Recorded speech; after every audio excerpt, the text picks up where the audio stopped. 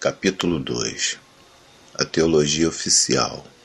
Eusébio de Cesareia. Se olho para o Oriente, se olho para o Ocidente, se olho para toda a terra, e até se olho para o céu, sempre e em qualquer lugar, eu vejo o bem-aventurado Constantino dirigindo o mesmo império.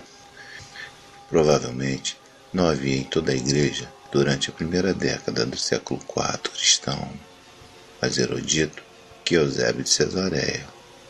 Frases como a que citamos no começo deste capítulo, no entanto, têm levado muitos historiadores a afirmar que Eusébio capitulou diante do poder imperial.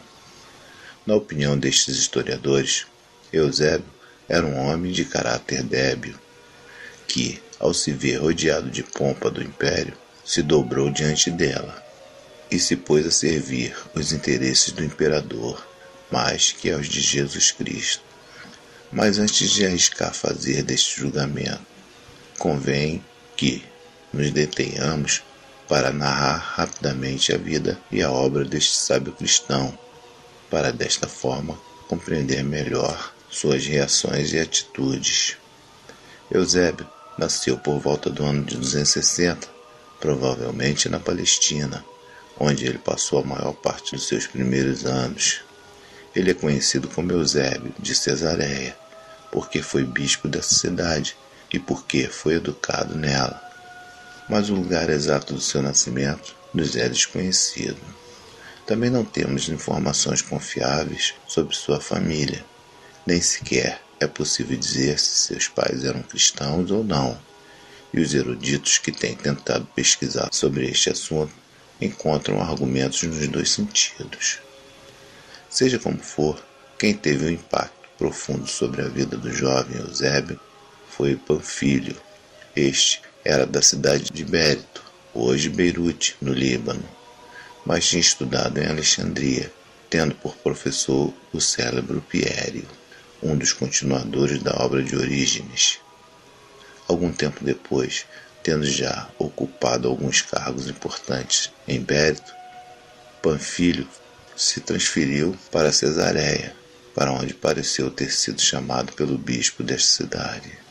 Em Cesareia, Orígenes tinha deixado sua biblioteca, que estava em poder da igreja, e Panfílio se dedicou a estudá-la, organizá-la e completá-la. Diversas pessoas o ajudaram nessa tarefa, inspiradas pela fé fervorosa e pela curiosidade intelectual do seu líder. Quando Eusébio conheceu Panfílio, sentiu-se cativado por esta fé e esta curiosidade. E sua devoção chegou a um ponto tal, ele chegou a se chamar, anos mais tarde, de Eusébio de Panfílio, dando assim a entender que devia a seu mestre grande parte do que era. Durante vários anos, Panfílio, Eusébio e outros trabalharam em equipe, provavelmente vivendo sob o mesmo teto e repetindo todos os seus gestos e receitas. Mais tarde, o prazer de Panfílio nos livros foi superado pelo do seu discípulo, que, ao que parece, fez várias viagens em busca de documentos das origens do cristianismo. Durante esse período, Eusébio e Panfílio escreveram diversas obras, mas desta a única importante que foi conservada é a Crônica de Eusébio, e também esta em versões posteriores, aparentemente mal transmitidas. Aquela época calma não poderia durar muito tempo. As perseguições ainda não tinham terminado, e a ameaça que sempre nublara o horizonte dos cristãos transformou-se no furacão da grande perseguição. Em junho de 303, a perseguição chegou até Cesareia, e o primeiro mártir ofereceu sua vida. A partir de então, a tormenta foi amainada, até que em 305, Maximiano Daza assumiu a dignidade imperial. Como já dissemos no volume anterior, Maximiano Daza foi um dos mais tenazes inimigos do cristianismo. Em fins de 307, Panfílio foi encarcerado. Depois disto, a tempestade diminuiu um pouco e o célebre mestre cristão permaneceu no cárcere sem ser executado por mais de 2 anos. Durante este período, Panfílio e Eusébio escreveram juntos 5 livros de uma apologia de Orígenes, a qual Eusébio acrescentou um 6º livro depois do martírio de seu mestre. É impossível saber como Eusébio escapou da perseguição. Aparentemente, ele se ausentou de Cesareia pelo menos 2 vezes, e é possível que o motivo da sua ausência tenha sido, pelo menos em parte, fugir das autoridades. Nesta época, isto não era considerado indigno, pois o cristão tinha o dever de evitar o martírio, até que estivesse suficientemente provado que Deus o tinha escolhido para esta coroa gloriosa. De qualquer forma, Eusébio não sofreu pessoalmente durante a perseguição, apesar de sofrer a perda do seu admirado mestre e de muitos de seus companheiros mais chegados. Em meio à perseguição, Eusébio continuou sua atividade literária. Precisamente durante este período, ele revisou e ampliou sua obra mais importante, a História Eclesiástica. Se Eusébio não tivesse feito outra coisa em sua vida que escrever a História Eclesiástica, isto já seria suficiente para ele ser contado entre os gigantes da Igreja do século IV. De fato, sem sua obra, boa parte da história que narramos no primeiro volume se teria perdido, pois foi ele quem compilou, organizou e publicou quase tudo o que sabemos de muitos cristãos que viveram no primeiro século da existência da Igreja. Além disso, a única coisa conservada da obra de muitos daqueles primeiros escritores cristãos são as extensas citações que Eusébio inclui em sua história. Sem ele, enfim, nossos conhecimentos dos primeiros séculos da Igreja estariam reduzidos à metade. Em 311, a situação finalmente começou a mudar com respeito à perseguição. Primeiro veio o Edito de Galério, depois Constantino venceu Magéncio, e Licínio e Constantino, reunidos em Milão, decretaram a tolerância religiosa. Para Eusébio e seus companheiros, o que estava acontecendo era obra de Deus, semelhante aos milagres narrados no livro de Êxodo. A partir de então, Eusébio e provavelmente muitíssimos outros cristãos que não deixaram testemunhos escritos das suas opiniões, como ele, começou a ver em Constantino e em Licínio instrumentos escolhidos por Deus para concretizar seus planos. Pouco depois, quando Constantino e Licínio começaram a guerra entre si, Eusébio estava convicto que a principal razão dos conflitos era que Licínio tinha perdido o juízo e começara a perseguir os cristãos. Por isto, Eusébio sempre viu em Constantino um instrumento escolhido por Deus. Finalmente, por volta do ano de 315, quando Licínio e Constantino começaram a dar sinais de que não estavam dispostos a repartir o poder por muito tempo, Eusébio foi eleito bispo de Cesareia. Isto era uma responsabilidade muito grande, pois a perseguição tinha dispersado seu rebanho e era necessário assumir uma enorme tarefa de reconstrução. Além disso, a sede de Cesareia tinha jurisdição sobre toda a Palestina, e por isso Eusébio tinha de se ocupar de assuntos que excediam em muito os limites da sua cidade. Em consequência, sua produção literária diminuiu nos anos seguintes. Eusébio não estava ainda muitos anos instalado em seu cargo de bispo, quando uma nova tempestade veio turvar a calma da Igreja. Tratava-se desta vez não de uma perseguição por parte do governo, mas de um gravíssimo problema teológico que produziu o cisma, a controvérsia ariana. Mais adiante dedicaremos um capítulo inteiro aos primeiros episódios desta controvérsia, e por isso não o discutiremos aqui. Basta dizer que a atuação de Eusébio nesta controvérsia deixou muito a desejar. Isto não se deu por Eusébio ter sido talvez hipócrita ou oportunista, como alguns historiadores têm afirmado, mas por seus interesses terem sido outros. Parece que Eusébio não compreendeu completamente todo o alcance da controvérsia, e sua preocupação fundamental era a paz da Igreja, mais que a exatidão teológica. Por isso, apesar de no começo ter simpatizado com a causa ariana, no Concílio de Nicéia, ele se dispôs a condená-la, quando se deu conta dos perigos doutrinários que ela envolvia. Mas isso faz parte de outro capítulo. Eusébio já travara conhecimento com Constantino antes de ser imperador, quando visitou a Palestina no séquito de Diocleciano. Em Nicéia, por ocasião do concílio, ele pôde vê-lo agindo em favor da unidade e do bem-estar da Igreja. Como bispo dos bispos, depois, em outras oportunidades, Eusébio teve entrevistas e correspondências com o imperador. Provavelmente, o encontro mais notável teve lugar quando Constantino e sua corte se transferiram para Jerusalém para dedicar a recém-construída Igreja do Santo Sepulcro como parte da celebração do 30º aniversário da ascensão de Constantino ao poder. A controvérsia ariana ainda fervia, e os bispos reunidos, primeiro em Tiro e depois em Jerusalém, estavam profundamente interessados nela, como o imperador também estava. Seja como for, Eusébio desempenhou um papel importante, e por motivo de visita do imperador e a da dedicação do novo templo, ele pronunciou um discurso em elogio a Constantino.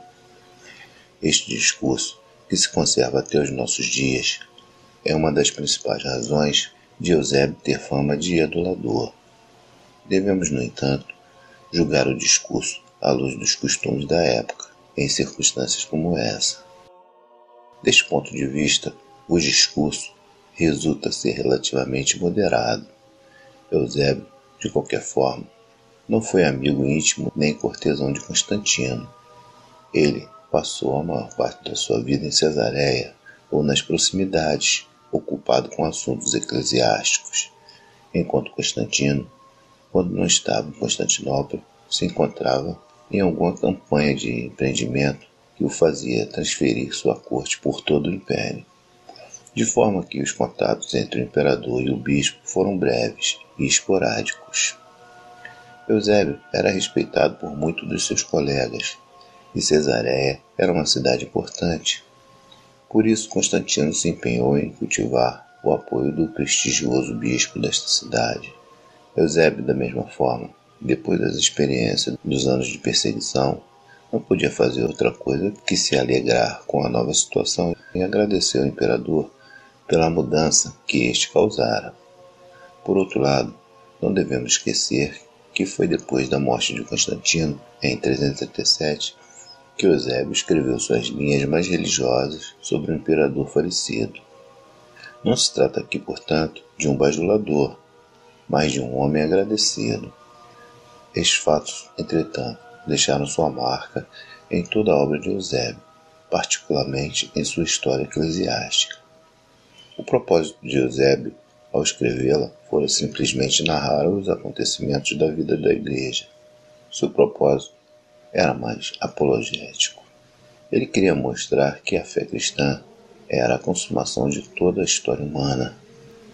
Essa ideia tinha aparecido muitos anos antes nos escritores que no século II defenderam a fé contra os ataques dos pagãos. Na opinião desses autores, tanto a filosofia como as escrituras hebraicas tinham sido providas por Deus como preparo para o Evangelho.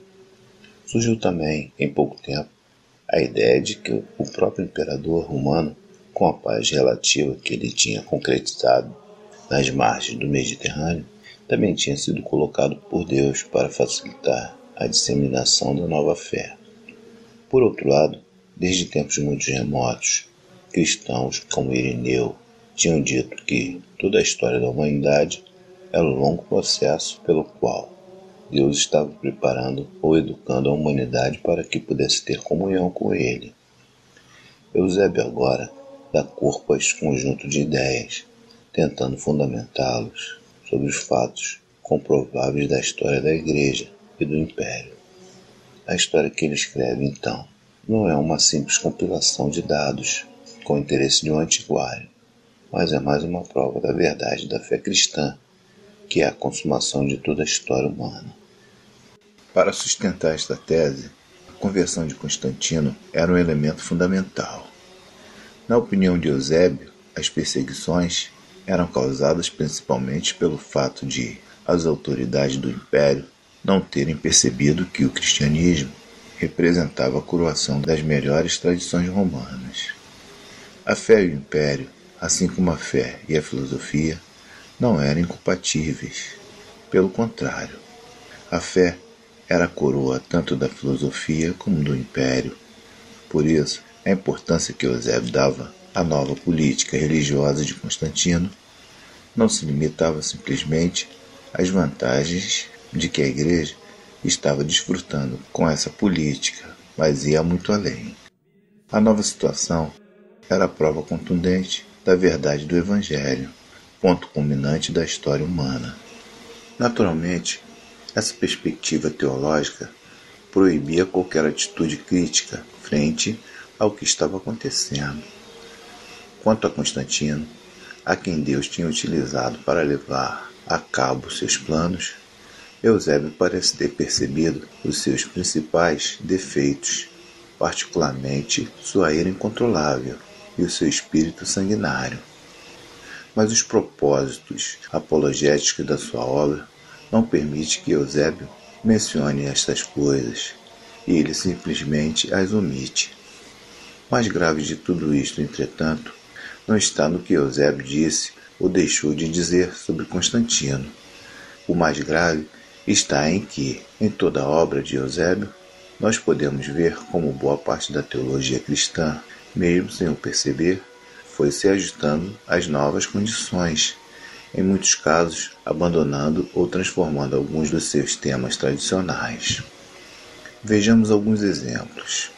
No primeiro século, aparece com frequência o tema de que o Evangelho é, em primeiro lugar, para os pobres, e que os ricos têm mais dificuldades para entendê-lo e segui-lo. De fato, a questão de como uma pessoa rica pode ser salva preocupou os cristãos do primeiro século. Agora, a partir de Constantino, a riqueza e a pompa começaram a ser considerados um sinal de favor divino. Como veremos no próximo capítulo, o movimento monástico foi, em certo sentido, um protesto contra esta interpretação acomodatícia. Eusébio, porém, e as muitas outras pessoas que ele representa, não parece ter percebido a mudança radical que estava ocorrendo, quando a igreja perseguida passou a ser a igreja dos poderosos, nem dos perigos que isto implicava. Da mesma forma, Eusébio descreve com grande contentamento e orgulho os luxuosos templos que estavam sendo construídos. Mas o resultado real dessa construção e da liturgia que evoluiu nelas foi o surgimento de uma aristocracia clerical, semelhante e paralela à aristocracia imperial, e frequentemente tão distante do crente comum como os cidadãos comuns dos poderosos do império. A igreja começou a imitar os costumes do império, não só em sua liturgia, mas também em sua estruturação social. Por último, o esquema que Eusébio concebeu em termos de história o obrigou a abandonar um dos temas fundamentais da pregação cristã primitiva, a vinda do reino.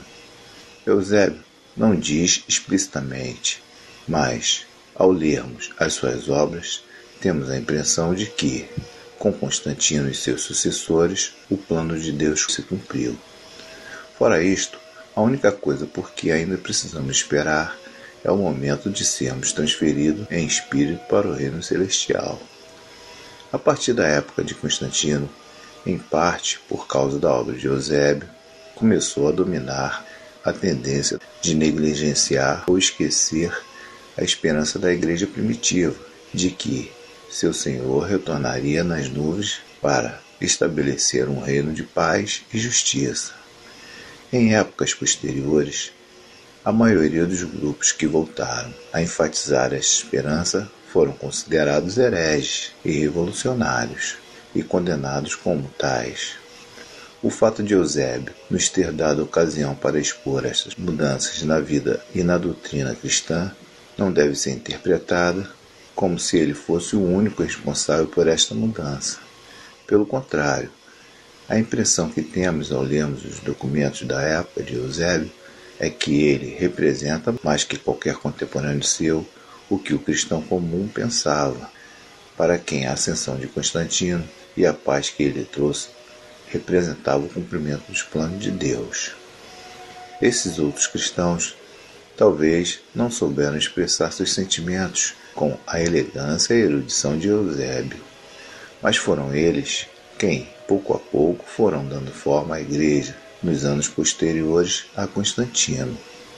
Eusébio, então, não é o criador do que aqui temos chamado de teologia oficiae, mas somente o porta-voz dos muitos cristãos que, como ele, se sentiam surpresos e agradecidos por terem saído das tribulações da perseguição. Entretanto, como veremos no capítulo seguinte, nem todos os cristãos acolhiam as novas circunstâncias com o mesmo entusiasmo. Capítulo 3. A reação monástica. Os monges que saem das suas casas ou buscam a companhia do povo perdem a paz, como o peixe perde a vida fora da água. Antônio, o eremita. Nem todos os cristãos receberam da mesma forma as mudanças que houve na igreja depois da paz de Constantino. Contra aqueles que, como Eusébio de Cesareia, viam nas novas circunstâncias o cumprimento do plano de Deus, havia outros que se entristeciam profundamente com o triste estado a que a igreja cristã parecia ter chegado. A porta estreita de que Jesus tinha falado se tornara tão larga que uma multidão se apressava em passar por ela. Muitos em busca de posições e privilégios, sem ter uma ideia do batismo ou da fé cristã. Os bispos competiam pelas posições de mais prestígios. Os ricos e os poderosos pareciam dominar a vida da igreja. O joio crescia junto com o trigo e ameaçava sufocá-lo. Durante quase 300 anos, a igreja tinha vivido sob a ameaça constante das perseguições. Todo cristão sabia que era possível que, qualquer dia, ele seria levado para o tribunal, onde teria de se defrontar com a terrível escolha entre a apostasia e a morte. Durante os extensos períodos de paz que houve entre o século II e o III, alguns se esqueceram disto, e quando a perseguição recrudesceu, não puderam lhe resistir. Isto, por sua vez, convenceu outros de que a segurança e a vida acomodada eram o principal perigo que os ameaçava, e que este era muito real durante os períodos de relativa calma. Agora, com a paz da igreja aparentemente assegurada, muitos destes consideravam esta paz uma nova artimanha do maligno. Como então pode-se ser cristão nestas circunstâncias? Quando a igreja se une aos poderes do mundo, quando o luxo e a ostentação se apossam dos altares cristãos, quando toda a sociedade parece dizer que o caminho estreito se transformou em uma larga avenida, como resistir às enormes tentações do momento? Como testemunhar do crucificado, daquele que não tinha nem onde repousar a cabeça, enquanto os líderes da igreja têm mansões luxuosas? E quando o sangrento testemunho do martírio já não é possível?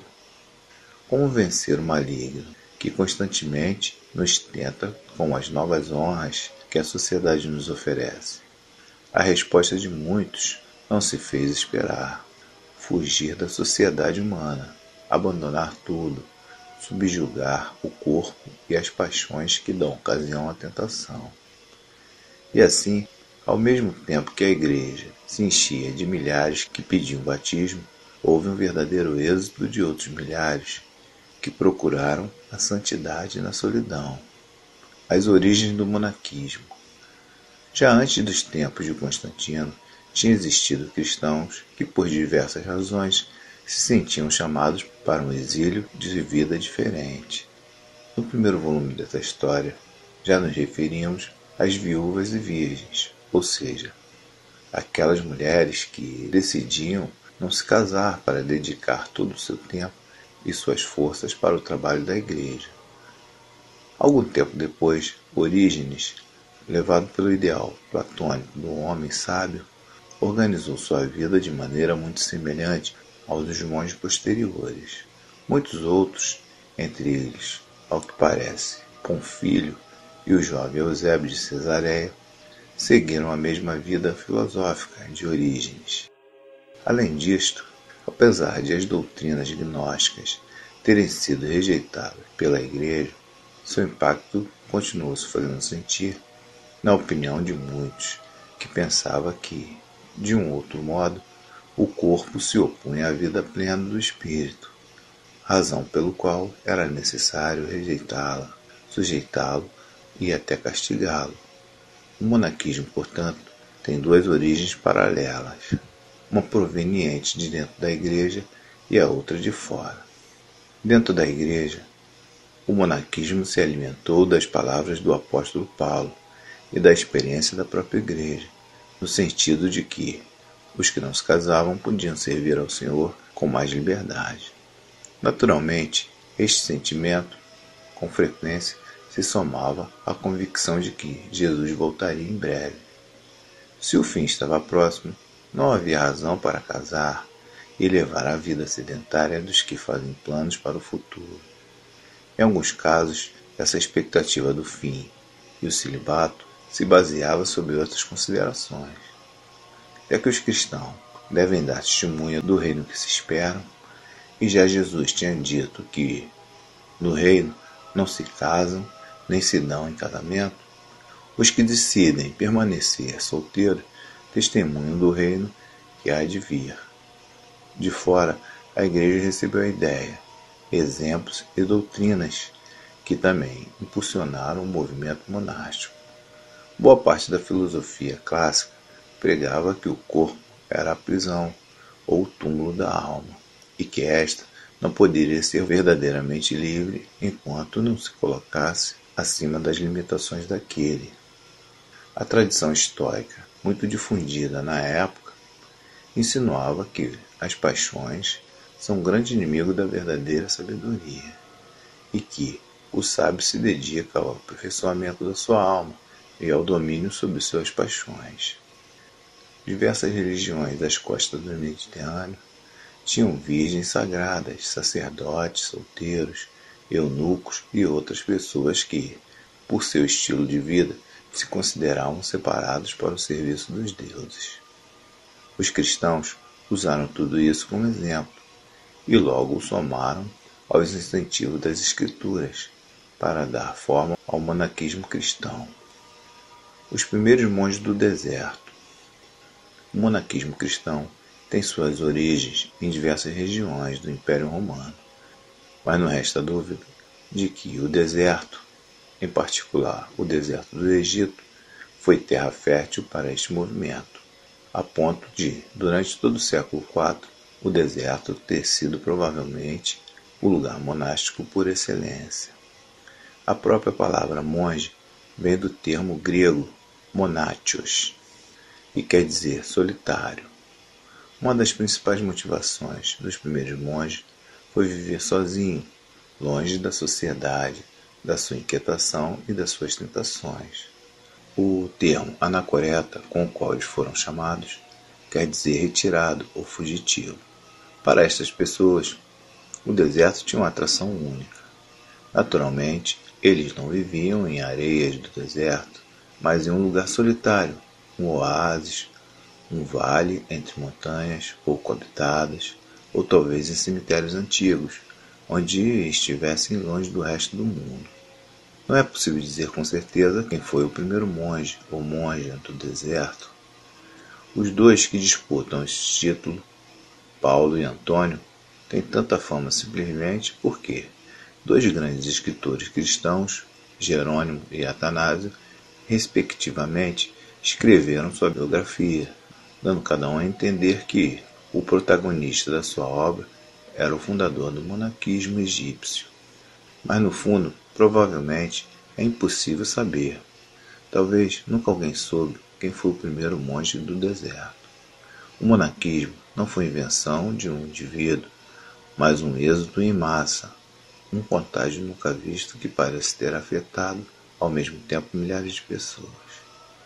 De qualquer forma, convém estudar a vida de Paulo e de Antônio, mesmo que não como fundadores do movimento, mas pelo menos como seus expoentes típicos no início. A vida de Paulo, escrita por Jerônimo, não é muito extensa e quase toda legendária, mas provavelmente o núcleo da história é verdadeiro. Em meados do terceiro século, o jovem Paulo se escondeu no deserto, fugindo da perseguição, e andou até encontrar um antigo e abandonado esconderijo de falsificadores de dinheiro. Ali Paulo passou o restante dos seus dias, dedicando-se à oração e alimentando-se quase exclusivamente de tâmara. Se pudermos crer em Jerônimo, durante várias décadas, quase um século, Paulo não recebeu uma visita, além dos animais selvagens e do ancião Antônio. Isto pode ser exagerado, mas confirma o que ouvimos de outras fontes sobre aqueles primeiros monges que fugiam de qualquer companhia, a não ser da de outro monge, em raras ocasiões. De acordo com Atanásio, Antônio nasceu em uma pequena aldeia da margem esquerda do Nilo, filho de pais relativamente abastados, que se dedicavam à agricultura. Quando estes morreram, Antônio ainda era jovem, e ele ficou de posse de uma herança que poderia ter permitido uma vida tranquila, tanto a ele como a sua irmã mais nova, que ficara sob a sua tutela. Pouco depois, ao ver a leitura bíblica na igreja, Antônio decidiu se dedicar à vida monástica. O texto que ouvira era a história do jovem rico, e Antônio ficou profundamente impressionado com as palavras de Jesus, pois também se considerava rico. Se queres ser perfeito, vai, vende os teus bens, dá aos pobres, e tereis um tesouro no céu. Mateus 19:21. Em resposta a essas palavras, Antônio se desfez de suas propriedades e repartiu seus bens com os pobres, retendo somente uma pequena parte para sua irmã. Mais tarde, ao ver as palavras de Jesus em Mateus 6:34, não vos inquieteis com o dia do amanhã.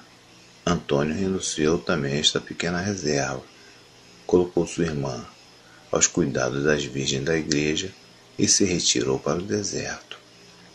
Antônio passou os primeiros anos com um ancião que habitava nas proximidades, para aprender dele a vida monástica, prova de que ele não foi o primeiro anacoreta. Foram tempos difíceis para o jovem monge, pois às vezes ele se sentia atraído pelos prazeres que tinha deixado para trás. Se arrependia de ter vendido todos os seus bens e se ter retirado para o deserto. Mas quando essas ideias o assaltavam, Antônio intensificava a disciplina. Às vezes, passava vários dias sem comer, e quando comia, fazia somente uma vez por dia, depois do sol se pôr. Depois de passar por algum tempo com o seu idoso mestre, Antônio decidiu separar-se dele e dos outros monges das vizinhanças dos quais tinha aprendido a disciplina monástica.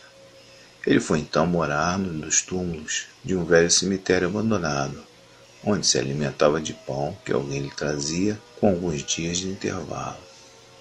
Atanásio conta que, nesta época, os demônios começaram a aparecer a Antônio, que teve de lutar continuamente com eles, às vezes fisicamente, ficando todo ferido. Quando tinha 35 anos, Antônio teve uma visão em que Deus lhe dizia que não tivesse medo, pois sempre o ajudaria. O anacoreta, então, decidiu que o túmulo em que vivia não era suficientemente retirado e adentrou o deserto, fixando residência em um forte abandonado. Atanásio nos conta que os demônios o perseguiram ali também, mas até os demônios tinham de se render diante da virtude do atleta de Deus, que se aproximava do meio do cerco. Mas não só os demônios perseguiam o santo homem. Outros monges também o procuravam, desejosos de aprender dele a sabedoria da contemplação e da oração. Os curiosos e os enfermos também o perseguiam, pois sua fama de santo e fazedor de milagres se espalhava. Uma outra vez, o anacoreta fugia para lugares mais solitários, mas os que o procuravam sempre conseguiam encontrá-lo. Finalmente, ele concordou em viver perto de um grupo de discípulos, desde que esses não visitassem demais o seu refúgio. Em troca disso, Antônio os visitava periodicamente e lhes falaria da disciplina monástica, do amor de Deus e das maravilhas da contemplação. Em 2 ocasiões, entretanto, Antônio visitou a grande cidade de Alexandria. A primeira foi quando eclodiu a grande perseguição, e Antônio e vários discípulos decidiram ir à cidade para oferecer ali suas vidas como mártires. Mas o prefeito, vendo-os tão esfarrapados, não os considerou dignos da sua atenção, e os monges tiveram de se contentar com animar os que eram destinados para o martírio. A outra visita a Alexandria ocorreu muitos anos mais tarde, quando os arianos tinham dito que o eremita defendia sua doutrina, e não a de Atanásio. Antônio decidiu desfazer esses rumores falsos, apresentando-se pessoalmente diante dos bispos reunidos em Alexandria. Naquela ocasião, o velho eremita, que não sabia falar grego, mas somente o copta, e que provavelmente não sabia ler, falou com tanta convicção e autoridade que os arianos não souberam como contradizê-lo. Esse tipo de vida logo favoreceu o surgimento de uma nova forma de orgulho. Com o passar dos anos, muitos monges chegaram a pensar que, já que sua vida evidenciava um nível de santidade mais elevado que o dos bispos e demais dirigentes da igreja, eram eles que deveriam decidir em que consistia a verdadeira doutrina cristã, e não esses dirigentes. Como muitos desses monges eram pessoas ignorantes e fanáticas, eles se transformaram em instrumentos nas mãos de outros mais poderosos e instruídos, que utilizavam o fervor das hostes do deserto para seus próprios fins. Como veremos no próximo volume dessa história, isto chegou ao ponto em que multidões de monges invadiam o local onde era celebrado algum concílio eclesiástico e tentavam impor suas doutrinas através da força e da violência. Pecômio e o monaquismo comunal. O crescente número de pessoas que se retiravam para o deserto e o desejo de quase todas elas de conviver com um mestre experimentado deu origem a um novo tipo de vida monástica. Já vimos como Antônio tinha de fugir constantemente dos que vinham pedir ajuda e direção. Cada vez mais, os monges solitários cederam seu lugar aos que, de um ou outro modo, viviam em comunidades. Estes mesmo, ainda recebendo o nome de monges, ou seja, de solitário, consideravam que esta solidão era em relação ao restante do mundo, e não necessariamente a viver separado de outros monges. Este monaquismo recebe o nome de cenobita, palavra derivada de 2 termos gregos, que significa vida comum. Assim como no caso do monaquismo anacoreta, também não nos é possível dizer com exatidão quem foi o fundador do monaquismo cenobítico.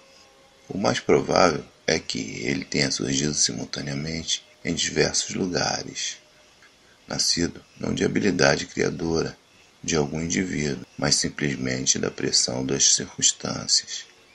A vida totalmente separada do anacoreta não estava ao alcance de muitas pessoas que marchavam para o deserto, e assim nasceu o cenobitismo.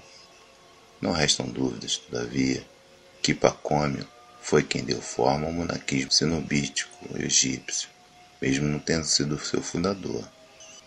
Pacômio nasceu por volta de 286, em uma pequena aldeia ao sul do Egito. Seus pais eram pagãos, e parece que ele sabia pouco da fé cristã antes de ser forçado a sair do seu povoado pelo serviço militar obrigatório. Ele estava triste com sua sorte quando um grupo de cristãos veio consolar a ele e seus companheiros de infortúnio. O jovem soldado se sentiu tão comovido com este ato de caridade que fez votos que, Se algum dia conseguisse se libertar do serviço militar, ele também se dedicaria aos serviços dos demais. Quando, de maneira inesperada, ele recebeu permissão para deixar o exército, ele procurou alguém que o instruísse na fé cristã e o batizasse, e poucos anos depois decidiu se retirar para o deserto, onde solicitou e obteve a direção do idoso anacoreta Palemão. Pacômio passou 7 anos com Palamão, até ouvir uma voz que lhe ordenou que fosse morar em outro lugar. Seu mestre ancião o ajudou a edificar uma casa simples e depois o deixou só. Pouco depois, João, o irmão maior de Pacmônio, se juntou a ele, e juntos eles se dedicaram à vida contemplativa. Pacômio, entretanto, não estava satisfeito e, em suas orações, rogava bastante a Deus que lhe mostrasse uma maneira de lhe servir melhor. Por fim, uma visão, um anjo, lhe disse que Deus queria que ele servisse à humanidade. Pacômio não quis lhe dar ouvidos, insistiu que queria servir a Deus e não à humanidade.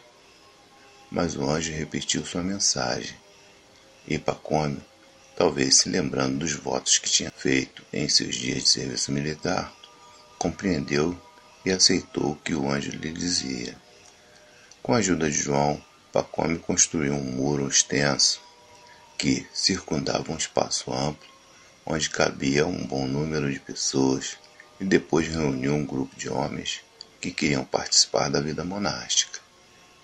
Deste, Pacômio não exigiu mais do que o desejo de serem monges, e se dedicou a ensinar-lhes, pelo exemplo, o que isso significava. Seus supostos discípulos, porém, zombavam dele e da sua humildade, e mais tarde Pacômio expulsou todos. Então ele começou uma segunda tentativa da vida monástica em comunidade. Ao contrário do que poderemos esperar, Pacômio, em vez de ser menos exigente, foi mais. Desde o princípio, quem quisesse se juntar à sua comunidade teria de renunciar a todos os seus bens e prometer obediência absoluta a seus superiores. Além disto, todos tinham que participar do trabalho manual, e ninguém poderia se considerar bom demais para qualquer tipo de trabalho. A norma fundamental passou a ser o serviço mútuo, de modo que, mesmo os superiores, apesar da obediência absoluta que lhes cabia, eram obrigados a servir os demais. O mosteiro fundado sobre essas bases cresceu rapidamente, e Pacômio chegou a estabelecer 9 mosteiros durante sua vida, cada um deles com centenas de monges. Além disso, a irmã de Pacômio, Maria, fundou várias comunidades de monjas. Cada um destes mosteiros era rodeado com muros, que tinham só uma entrada. Estes abrangiam diversos edifícios.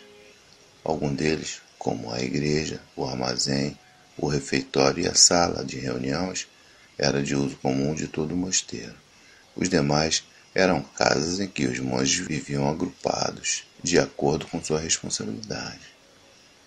Assim, por exemplo, havia a casa dos porteiros, cuja responsabilidade consistia em cuidar do alojamento dos que solicitassem hospitalidade e em receber os novos candidatos que solicitassem admissão na comunidade.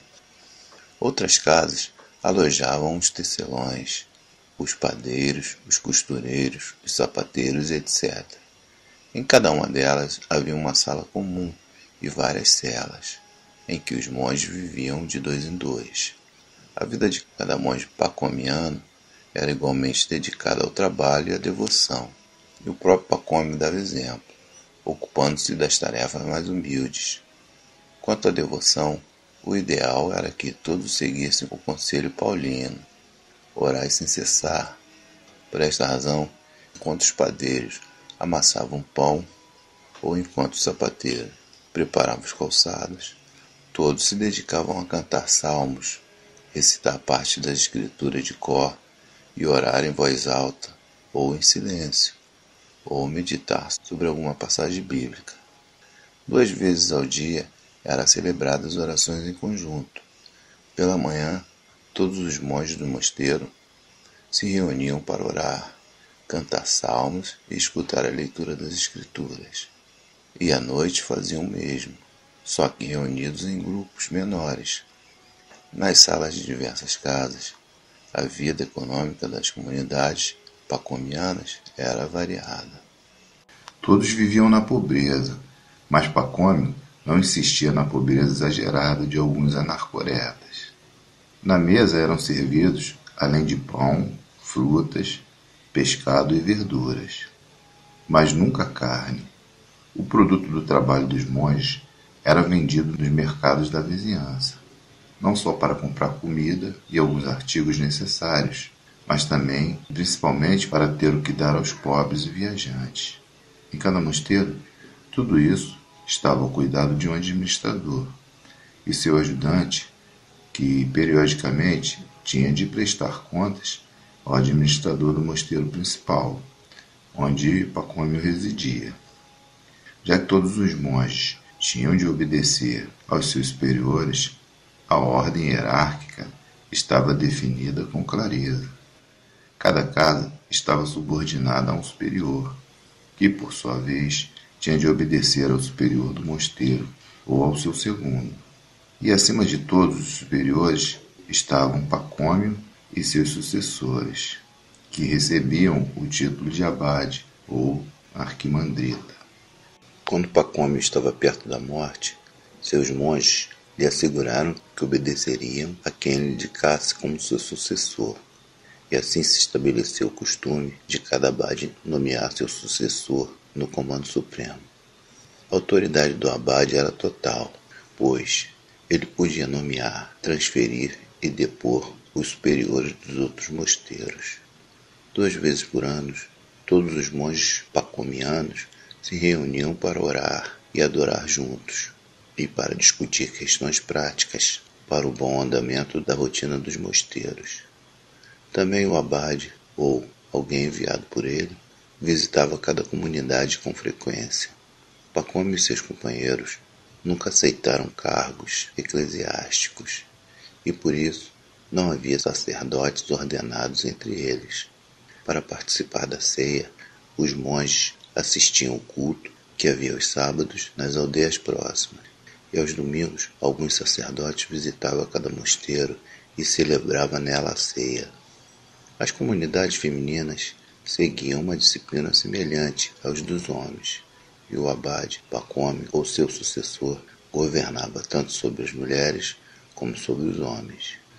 Quando alguma pessoa desejava se juntar a uma das comunidades pacomianas, a única coisa que precisava fazer era se apresentar à porta, só que esta não lhe era aberta com facilidade, pois primeiro o candidato tinha que mostrar a constância do seu propósito, permanecendo vários dias ao relento, rogando que lhe abrissem.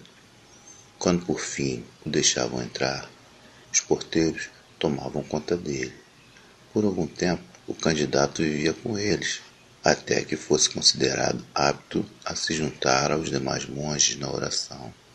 Então o levavam para a assembleia do mosteiro, onde os novos monges tinham um lugar especial, até que fossem incorporados a uma das casas e lhes fosse designado um lugar na vida comum.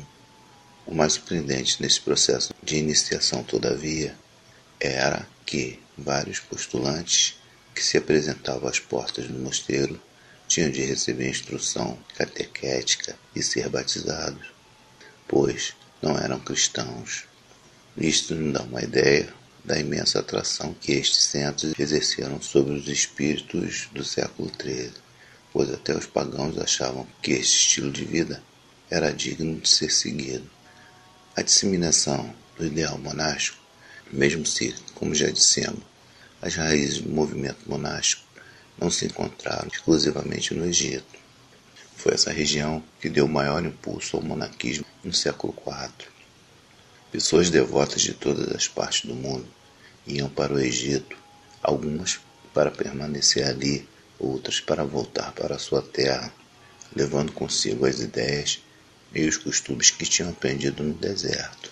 Da Síria e da Ásia Menor, até mesmo da Mesopotâmia, vieram pessoas às margens do Nilo que logo espalharam as histórias e as lendas de Paulo, Antônio, Pacômio e outros.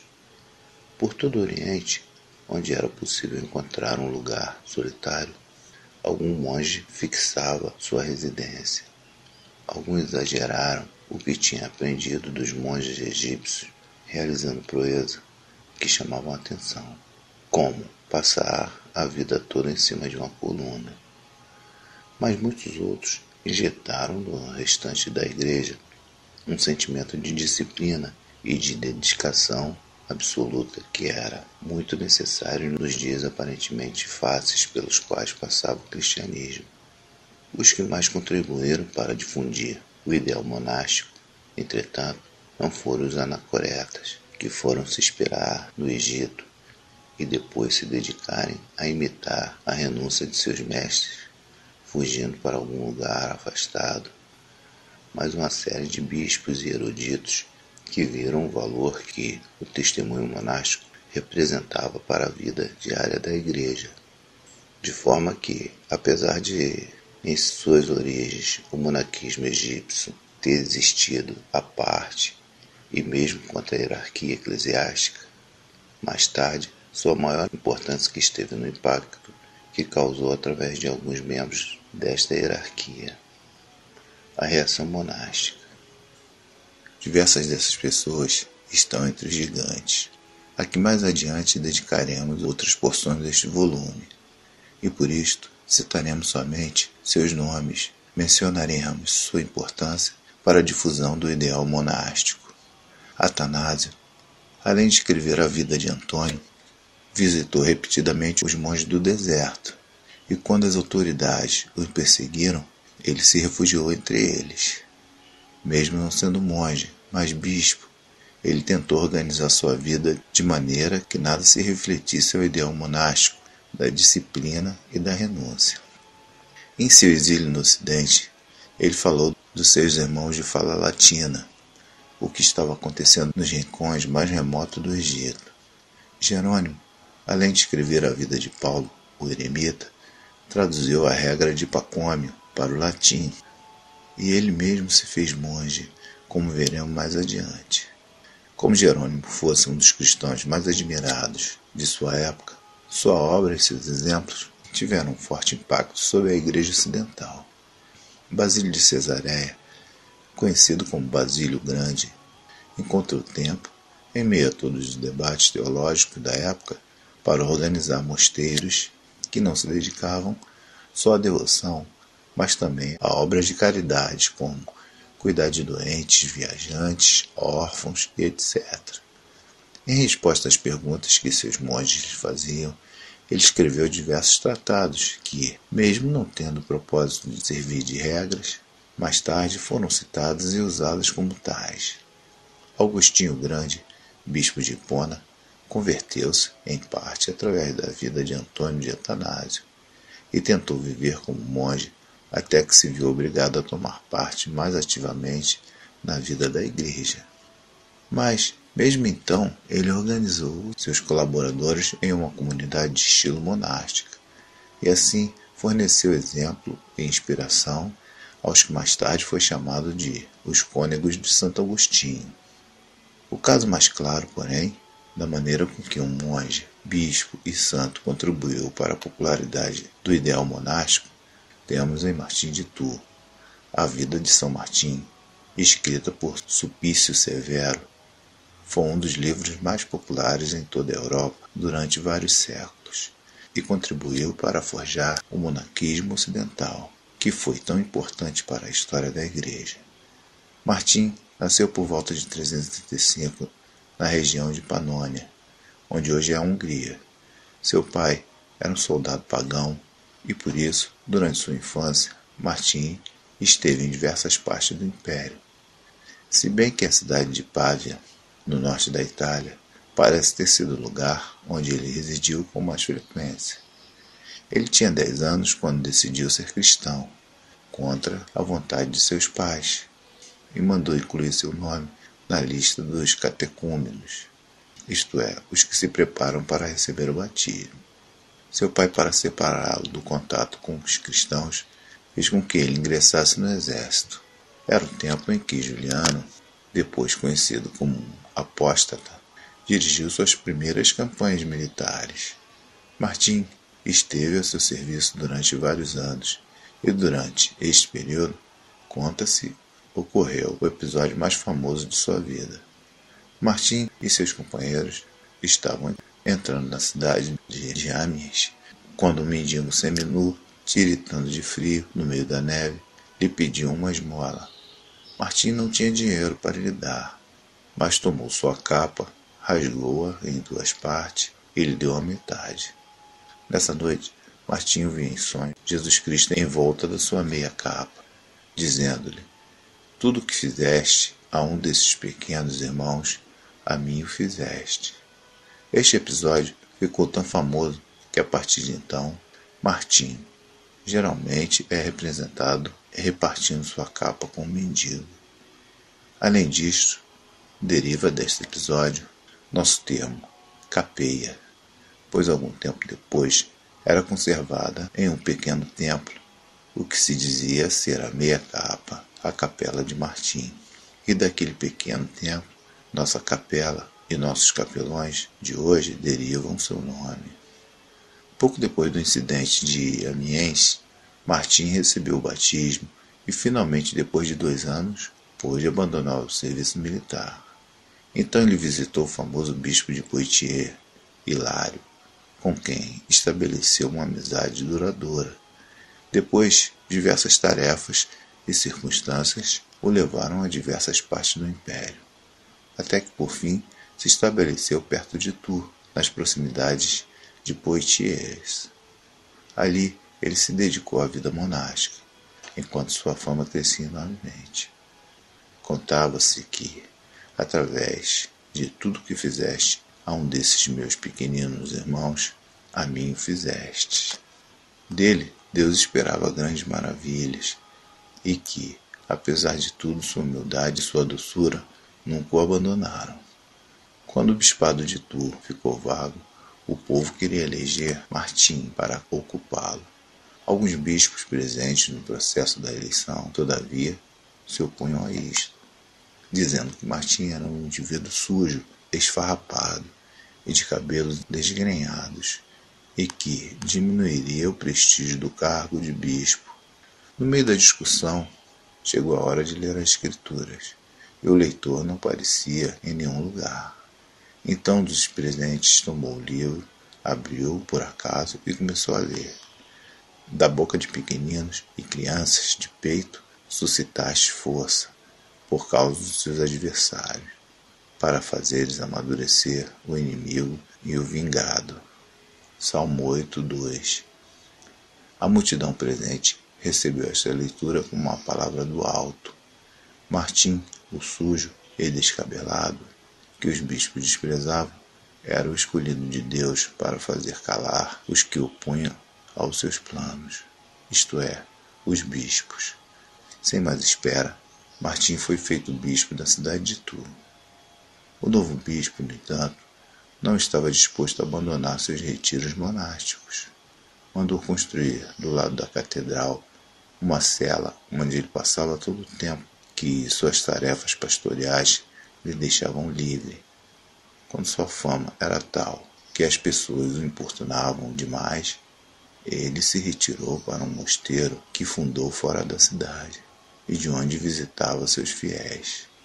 Quando Martim morreu, muitos o consideravam um santo, e sua forma e exemplo levaram muitos a pensar que todo verdadeiro bispo deveria ser como Martim.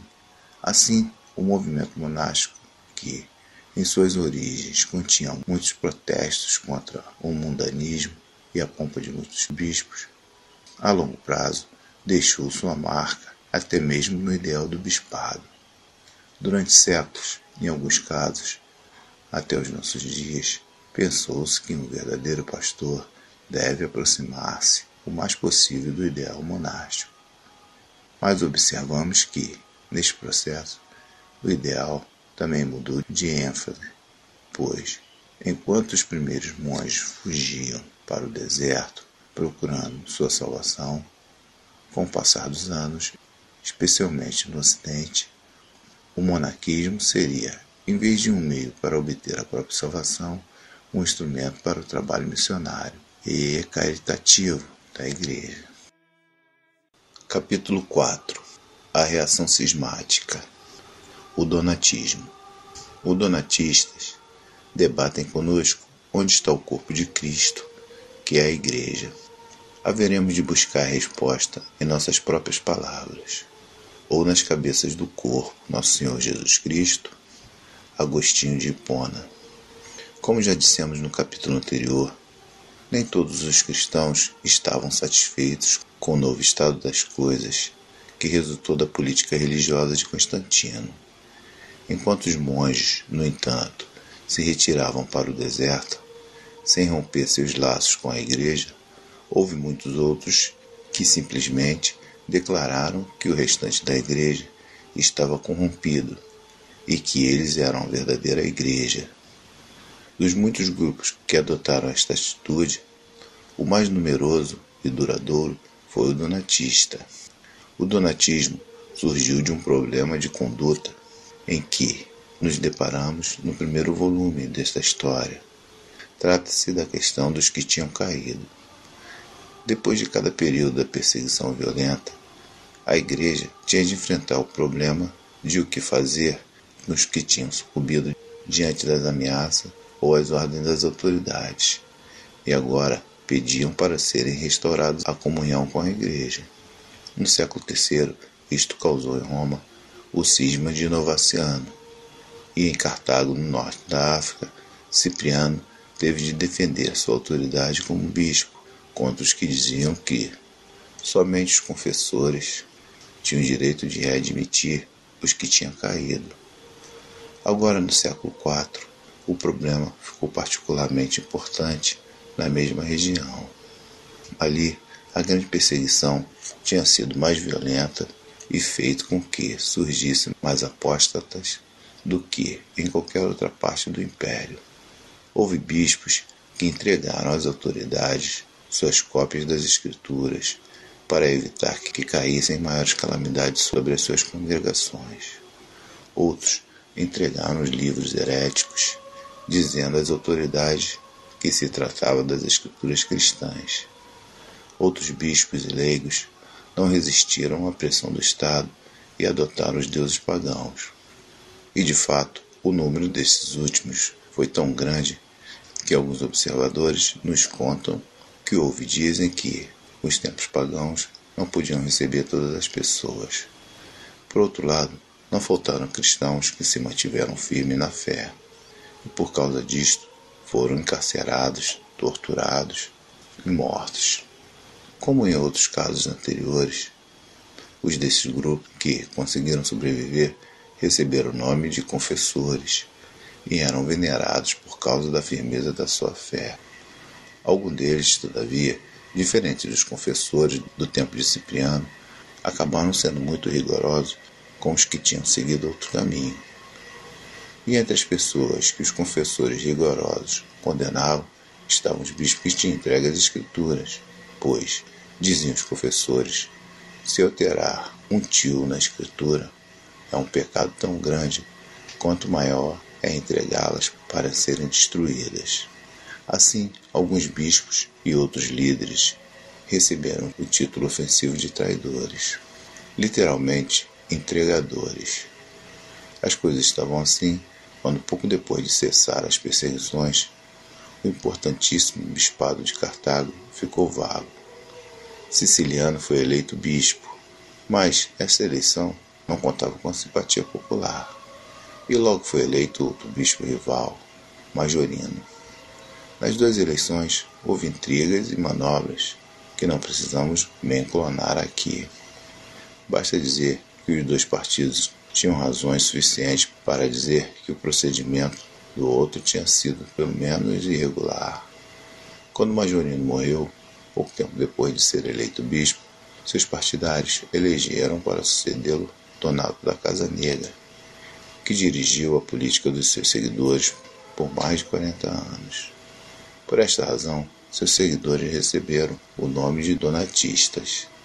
Naturalmente, o restante da igreja não podia tolerar esta situação, pois somente era possível um homem como legítimo bispo de Cartago, e não os dois que disputavam o cargo. O bispo, a reação cismática. O donatismo de Roma e várias outras das cidades mais importantes do império declararam que Siciliano era o verdadeiro pastor e que Majorino e depois Donato eram usurpadores. Constantino seguiu a mesma orientação e enviou instruções a seus representantes no norte da África no sentido de que fosse reconhecido somente Siciliano e os que estavam em comunhão com ele.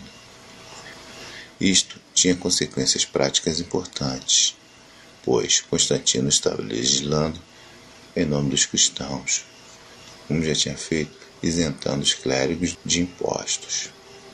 Dessa forma, somente os que estavam em comunhão com o Siciliano podiam gozar destes benefícios, assim como dos importantes donativos que Constantino estava fazendo diretamente à igreja. Quais foram as causas do cisma donatista? Até aqui, narramos somente a história externa dos seus começos. Mas, na verdade, o cisma tinha profundas raízes, tanto teológicas como políticas e econômicas. A justificação teológica do cisma estava na velha questão da restauração dos que tinham caído em tempos de perseguição.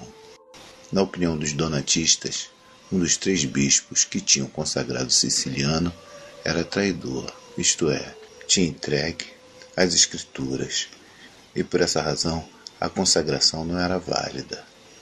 Siciliano e os seus responderam dizendo, em primeiro lugar, que o bispo em questão, na verdade, não era traidor. Em segundo lugar, que mesmo que o fosse, suas ações de consagrar Siciliano seria válida. De forma que, ao lado da questão prática de se este bispo e outros em comunhão com Siciliano tinha fraquejado, esta a questão doutrinária de se uma ordenação ou consagração feita por um bispo indigno era válida ou não. Os donatistas diziam que a validade da ordenação dependia da dignidade do bispo.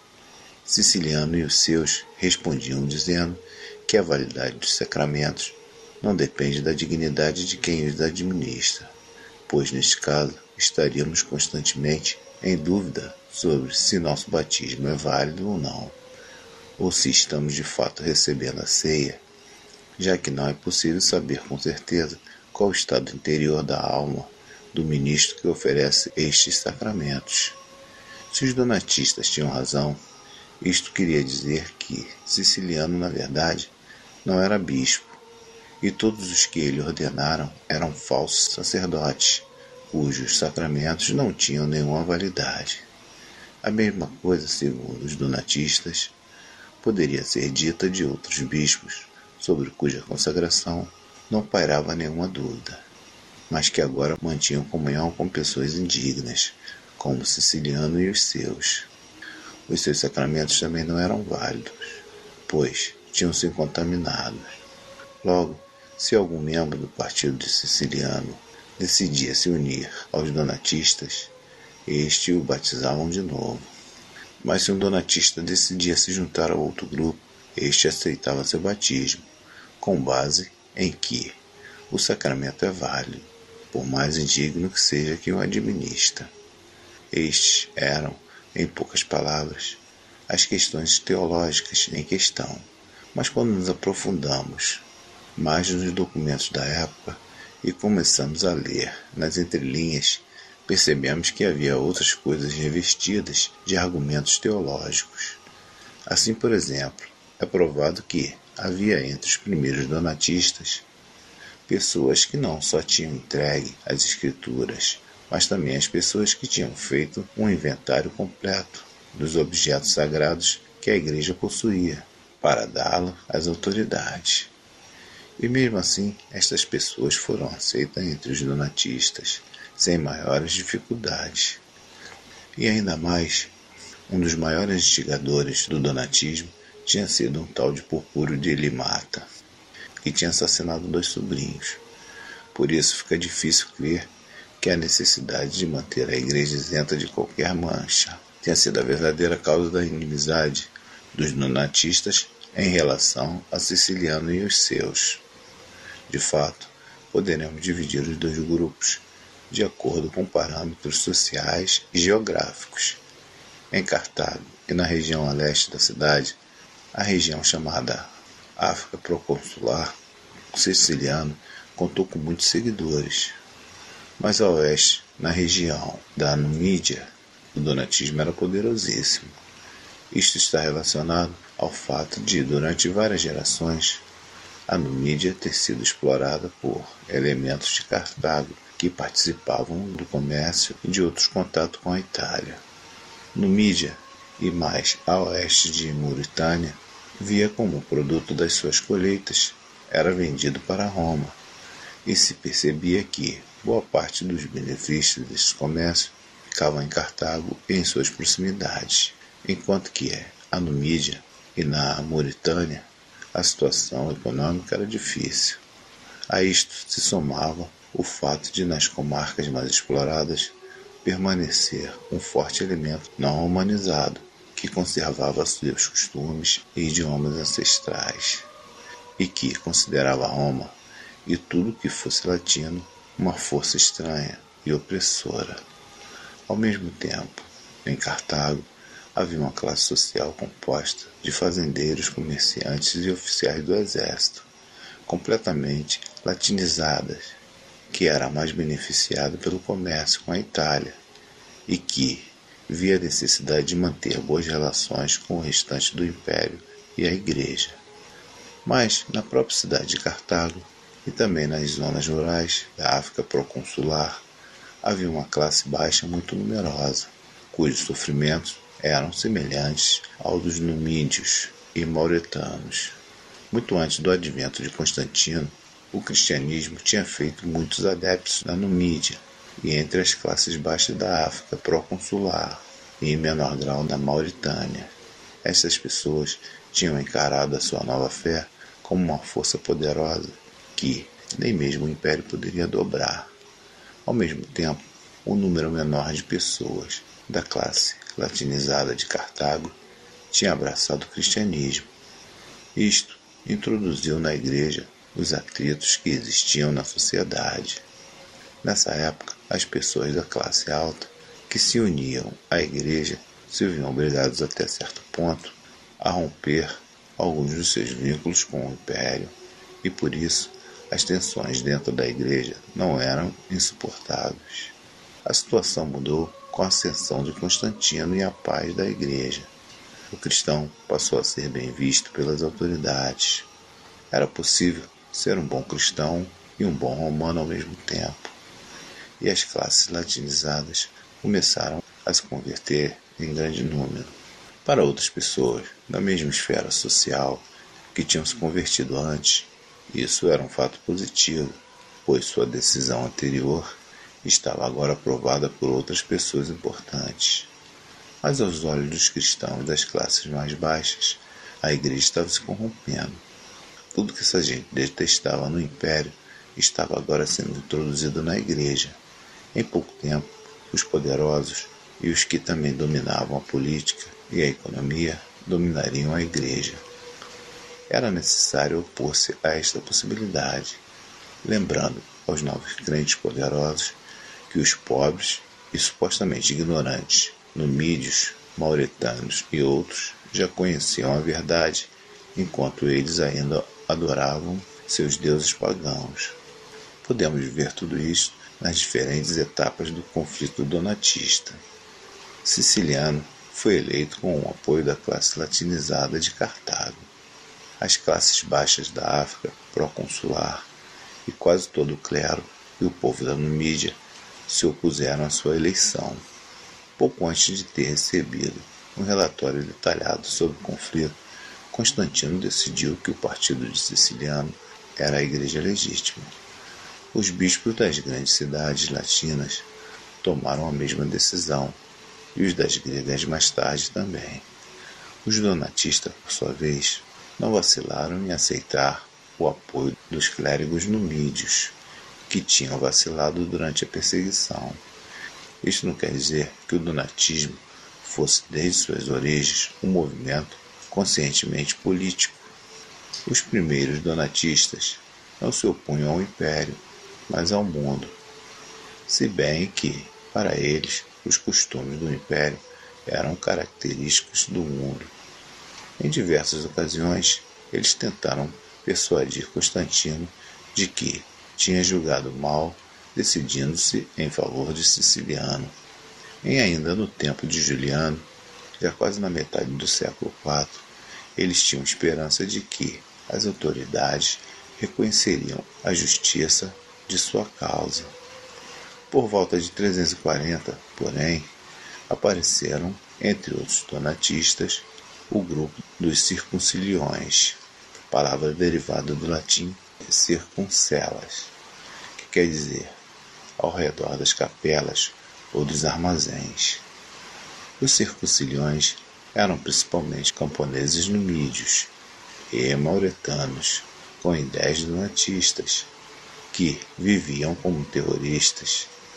Seus quartéis geralmente ficavam nas tumbas dos mártires, onde havia tanto uma capela como grandes depósitos, e por isso eles receberam o nome de circunciliões. Alguns historiadores têm dito que eles não passavam de bandidos, que faziam de conta como se fossem pessoas religiosas, mas a verdade é a outra. Os circunciliões extremavam sua fé até o fundamentalismo. Para eles não havia fim mais glorioso que o martírio, e agora que o Estado não perseguia mais os cristãos, os circunciliões que morriam lutando contra os poderosos se consideravam também mártires. Em alguns casos, o desejo de ser mártir chegava a tal ponto que havia suicídios em massa, saltando do alto de um precipício. Tudo isso pode muito bem ser fanatismo, mas certamente não é hipocrisia de quem assume uma posição religiosa para encobrir seus crimes. O impacto dos circunciliões foi grande. Algumas vezes, os líderes donatistas das cidades os condenaram a tentarem se separar completamente deles. Mas, em outras ocasiões, quando o donatismo organizado precisava de uma força de choque, ele recorreu aos circunciliões. Seja como for, chegou o momento em que as fazendas mais isoladas tiveram de ser abandonadas por medo deles. As viagens pelo interior do país foram impossibilitadas para os poderosos, e mais de uma vez os circunciliões chegaram até as proximidades das cidades importantes. O crédito sofreu e o comércio foi paralisado. Nessa situação, as autoridades romanas apelaram para a força. Houve perseguições, tentativa de persuasão, grandes matanças e ocupação militar, mas tudo foi em vão. Os circunciliões eram representantes de um descontentamento popular profundo, e o movimento popular não pôde ser sufocado. Como veremos mais adiante, pouco tempo depois, os vândalos invadiram a região, pondo um fim ao domínio latino sobre ela. Mas, mesmo sob os vândalos, o movimento não desapareceu. No século VI, o Império Romano do Oriente, cuja capital era Constantinopla, conquistou a região, mas os circunciliões não desapareceram. Somente depois que os muçulmanos conquistaram o norte da África, no século VII, o donatismo e os circunciliões deixaram de existir. Em conclusão, o donatismo, e particularmente os donatistas radicais, os circunciliões, foi mais uma reação às novas circunstâncias produzida pela conversão de Constantino. Enquanto alguns recebiam a nova ordem de braços abertos e outros protestaram, se retirando ao deserto, os donatistas simplesmente romperam com a igreja que se tinha aliado ao império.